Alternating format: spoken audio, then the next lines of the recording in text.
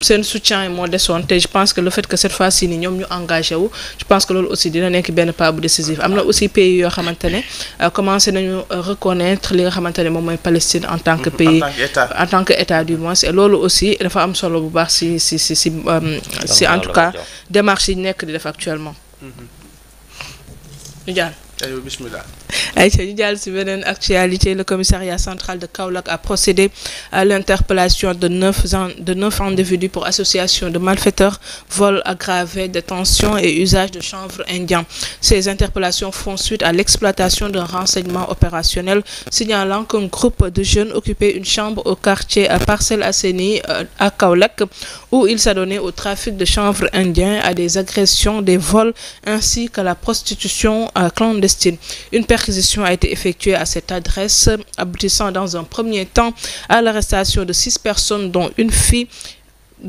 ont également été saisies, 5 cornets de chanvre indien, 2 motos de type Jakarta, des bouteilles d'alcool, une sacoche, des cartes bancaires et une carte nationale d'identité. Poursuivant les investigations, 3 autres individus, dont une fille, ont été interpellés. Les mises en cause ont été placées en garde à vue et l'enquête se poursuit en vue d'interpeller toute autre personne impliquée dans cette affaire.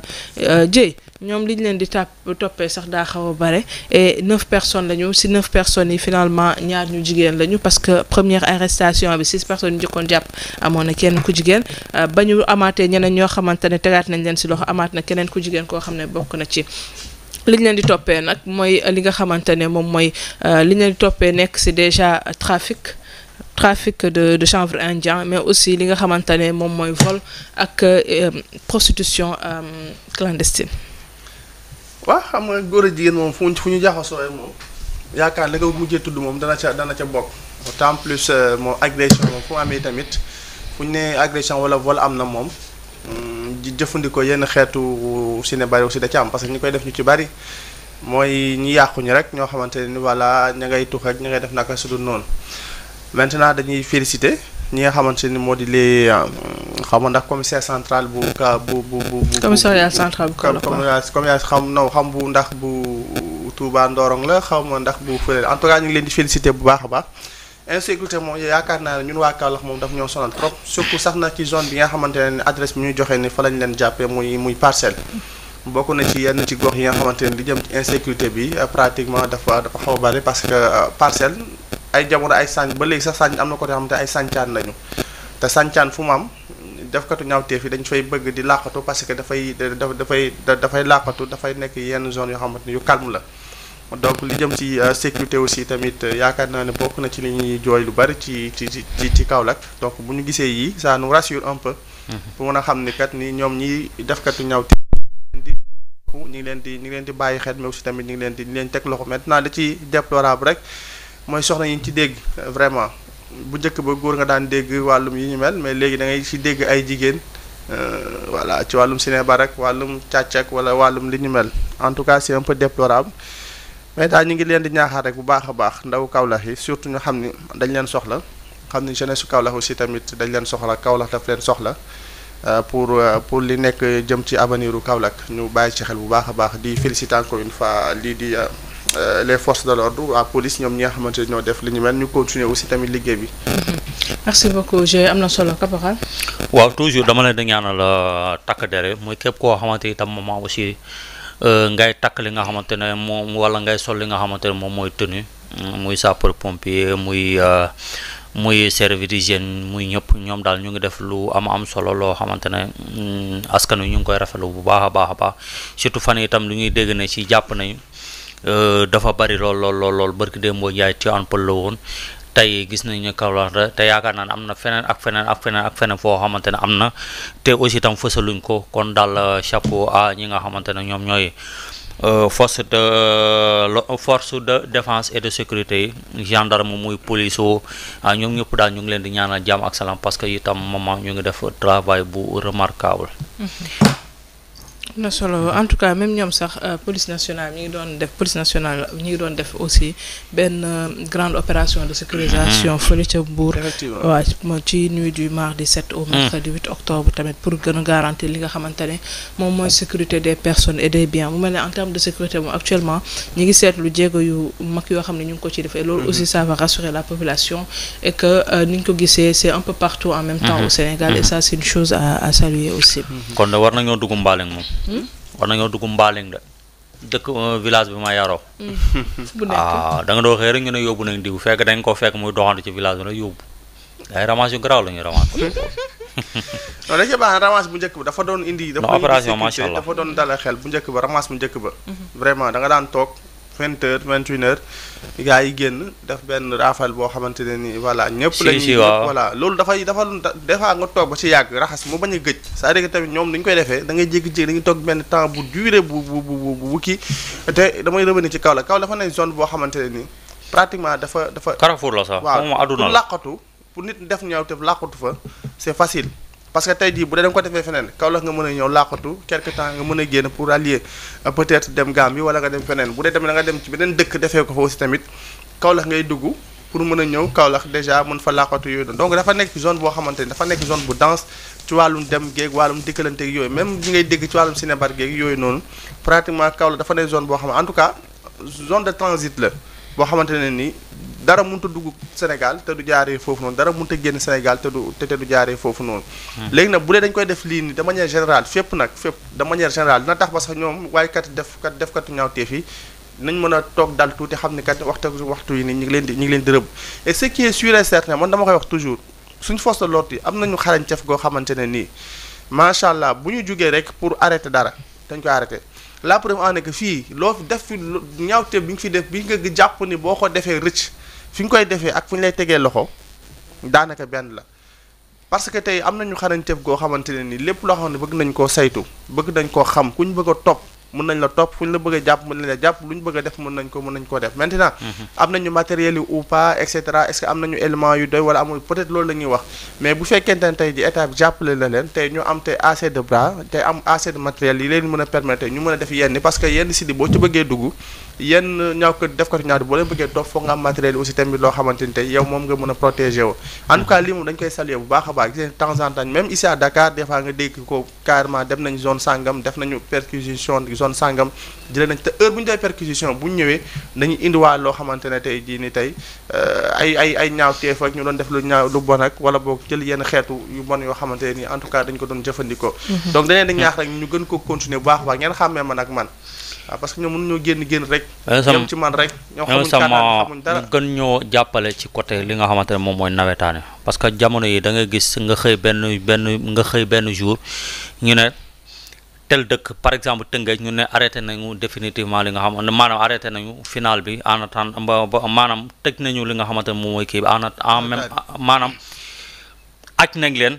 parce que dañoo doon jouer demi-finale finale yi des léegi gars yi na léegi kenn dootu fa kii ñu ànd nañu ajandeegu finale ba ci kanam noonu lañ ko gisee ci yeneen dëkk nawetaan dafa am coow non yow nawetaan yi dafa am coow am ay xeex ba si biir koñ yi ba ñu sax utiliser lacrymogène ba pare zone nawetaan leen donc waaw da nga may déglu waaw xarama nawetaan fu ñu ko arrêté violence moo tax ñu arrêté ko loolu moom kenn warante wu ko violence moo tax dong ñuy arrêté li nga xam te moom mooy nawetaan Tëngéej gars yi dañ leen a gagné yenn équipe yi dem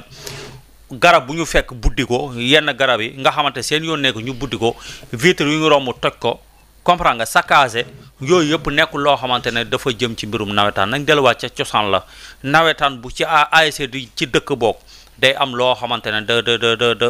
dafay am benn empreinte boo xamante war na ko fa mën a def maintenant nag bu ñu demee ba jamono ji nag nawetaan nekk loo xamante ne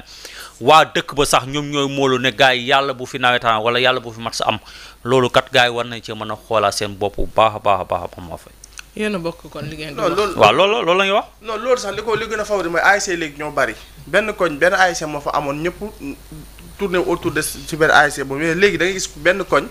ñaari ASC ñetti ASC am fa benn kër ci boppam loolooy waral derby léegi nag loolu mooy indi ay derby après ñaari koñ yu takkaloo ASC yu bari am ci koñ yi moo amul benn njëriñ koñ bu ne na am benn ASC koñ ba yëpp tourné autour ci ASC boobu noonu supporter ASC boobu noonu mu dem mais da ngay gis benn koñ ñaari ASC ñetti ASC moo fay am fii maa fay fu mu dëkk ñoom dégg na am nañu 4 ASC xam nga 5 ASC. gars war na cee xoolaat léegi après léegi 4 ASC xam nga 5 ASC léegi maa fay bëgg a nekk président kii nekk président kenn nekk président kenn nekk président te daanaka maa fay këram gi mu dëkk rek daanaka moo ak ay rakkam ak ay ña fa nekk kii day far fii kii far fee kee far fële loolu dañ ko war a arrêté nañu wàññi diminuer ni ñu bëgg ñu war a diminuer ni ñu ne nañu diminuer les partis politiques noonu nañuy seggaatee les ASC ñu diminuer ASC yi ñu xool yi nga xamante ne tey ji wax dëgg fa yaa war nañu leen mën a boole ñu doon benn ñu boole leen ñu doon benn bu ko defee tey ji loolu mën na gën a wàññi lii di violence. en tout cas li nga xamante ne moom mooy nawetaan sax kii di ministre Khady Diène Gaye génne woon na benn circulaire adressé ko ñi nga xamante ne ñoom ñooy les gouverneurs di leen wax que ne objet bi nekk clôture de la session sportive des activités des mouvements nawetaan di wax la maîtrise du calendrier des activités sportives a été une des principales recommandations des concertations nationales sur la réforme du mouvement nawetaan tenue les 20 février et 4 mars 2025 suite à la mise en œuvre des directives de son Excellence Monsieur le Président de la République. C'est pourquoi, en application à la lettre circulaire du 25 avril 2025 relative au calendrier des activités sportives du mouvement nawetaan, je vous demande de prendre en coordination avec les services compétents toutes les dispositions nécessaires pour le respect du délai de la clôture de la saison sportive du mouvement nawetaan fixé au 15 octobre 2025. J'attache du prix à l'exécution correcte de la présente circulaire. Dieye, nawetaan yi aussi beneen problème boo xamante nit ñu ngi ko doon signaler tout le temps mooy le fait que amatul temps bu muy commencer bu muy jeex wala am na temps bu muy commencer am na période bu muy commencer waaye amul période bu muy jeex doon dem ba ci biir année scolaire yi et tout ba taxoon ñu décidé woon que li nga xamante ne moom léegi dafay am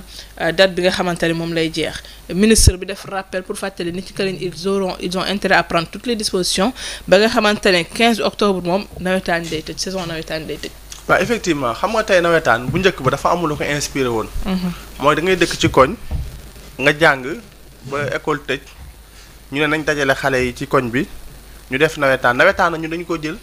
privilégié ko football kese du football kese c'est-à-dire que ci biir nawet bi tax ñu tuddee ko nawetaan parce que nawet lañ ko daan amal nawet ci biir nawet bi ñu daje di def yoo xamante ne activités yoo xamante ne non seulement nañu mën a retrouver wu ci biir mais aussi dina amal njëriñ li nga xam moo di askan bi amal njëriñ ci koñ bi et cetera parce que ci nga daan amal ay setal ay seet ñeen daan def ay setal ñii teñ daan organiser ay simb ñii teñ daan def nangam maintenant dina am aussi tamit doon organiser aussi ay gala de football ci entre koñ ak koñ yaa pour ñu mën a am retrouvailles ak nangam loolu moo tax sax on dit ASC association sportive et culturelle léegi dañoo dem ba dañ ko défigurer nawetaan défiguré ko parce que nawetaan il faut ñu comprendre que ni newut loo xamante ne ni lu légal la fii la am fii nii Sénégal la amul feneen c'est-à-dire que dañoo dem ba mujj gi léegi mu am benn ampleur ni ñuy dem ba léegi commencé léegi di ko reconnaître au Sénégal boole ko ci football ak yooyu noonu et cetera parce que boo demee ba nawetaan ay jaayante joueur di ci am ay jënd joueur di am ngay jëlee fee joueur nangam te loolu affaire de koñ la léegi il faut que ñu indiwaat cosaanu li nga xamante ne moo di nawetaan ñu xam ni kaf la foo la agréé affaire de koñ la man sax je suis contre nawetaan ngay dem ba ca ma dëkk Casaville dëkk ci ASC bu ñuy wax ASC Penc am ay ndaw ya fa ne ngay dem ba Dakar wala dem ba Gambie wala dem feneen di wuti ay joueurs pour ñëw ñu seen nangam kaf agréé la foo agréé kese la nga boole xale yi ñu doon benn ngeen di dem di entraîner pour nañu mën a toog di mën di waxtaan et cetera guddi gi dañ daan entraîner ba pare sa guddi jot ñu ñëw toog benn coin waxtaan def tee débat waxtaan et cetera nangam ak nangam xale yi jigéen ñi ñëw ñu waxtaan ci koñ bi nangam organiser yooyu moo ne woon li nga xam moo di principe mais léegi dañoo dem ba dugal ci loo xamante ne bokku ci mais nag nawetaan ak xeex tamit yàgg na de. non yàgg na non loolu du ma la ndaje moom fu mu am xeex dafay am association sax yi da ngay organiser sax ay. loolu organisation ci boobu mais ay yàq bagage jàmbur ay oto jàmbur sax xeex bi boobu doon sax vitrine këru jàmbur. voilà xeex boobu sax ànd koñ la wala yooyu noonu mais ni mu demee nii moom c'est exagéré. man je me rappelle en 2022 xam nga 2023 mais amoon na fi xeex bu métti bu amoon fii ni Tëngéej xeex bu métti bu amoon fii ni Tëngéej ñun barki Demba Ndiaye ce qui s'est passé à Kaolack am na ci koo xamante ne ku gaañu ci ñaari match nawetaan yu am match ba jeex gars yi di xeexante ñu jël kenn ki dóor ko muul noonu la génne noonu la ñàkkee bakkanam barki Demba Ndiaye à Kaolack donc nañu delluwaat lii di esprit nawetaan ba noppi ñu xam lan moo ko tax a jóg ba pare léegi na ñu delluwaat ci contexte am mooy lan vacances lay am bu vacance bi jeex na lii note circulaire bi ministre bi def man je suis parfaitement d'accord ci loolu nawetaan dafa am temps bu ñu ko àppal bu muy commencer am temps bu muy jëm mais nawetaan bi dem octobre novembre décembre des fois final on joue ça lii final sax ba mois de décembre. D'accord.